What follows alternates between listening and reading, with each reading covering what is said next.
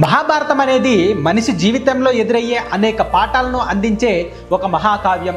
ఈ కథ ద్వారా మనం నైతిక విలువలను, ధర్మం, మన జీవితంలో ఎదురయ్యే సమస్యలను ఎలా ఎదుర్కోవాలో నేర్పించే ఈ కథలను ఆధునిక జీవితంలోకి అన్వయించి మీకు అర్థమయ్యే రీతిలో ఒక చిన్న విషయాన్ని చెబుతాను. ఏకలవ్యుడు నిషాధరాజు కుమారుడు. ద్రోణాచార్యుని వద్ద శిక్షణ పొందాలి అనుకున్నాడు. కానీ ద్రోణాచార్యుడు అతని సామాజిక స్థితి కారణంగా తిరస్కరించాడు.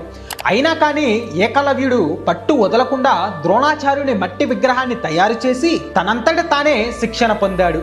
కొన్ని సంవత్సరాలకి అతని ప్రతిభని చూసిన ద్రోణాచార్యుడు గురుదక్షిణగా కుడి చేతి బొటనవేలుని అడిగాడు.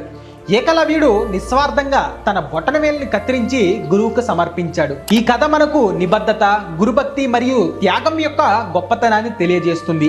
ఏకలవ్యుడి త్యాగం మన లక్ష్య సాధనలో ఎదురయ్యే అడ్డంకులను ఎలా అధిగమించాలనేది సూచిస్తుంది. ఆధునిక విద్యార్థులకు, ఉద్యోగస్తులకు మరియు సాధారణ ప్రజలకు ప్రేరణగా నిలుస్తుంది. సాధన, నిబద్ధత మరియు గురుభక్తి లాంటి విలువలను ఈ కథ ద్వారా వివరించవచ్చు. గురువు అవకాశం ఇవ్వకపోయినా గురువు విగ్రహం వద్ద విద్య నేర్చుకున్నాడు. కానీ కొన్నాళ్ళకి ద్రోణాచార్యుడు గురుదక్షిణ అడగగానే నిస్వార్థంగా ఇచ్చాడు ఏకలవ్యుడు. అలాంటి త్యాగం ఉన్న వాళ్ళే నిజమైన విజేతలుగా నిలుస్తారు.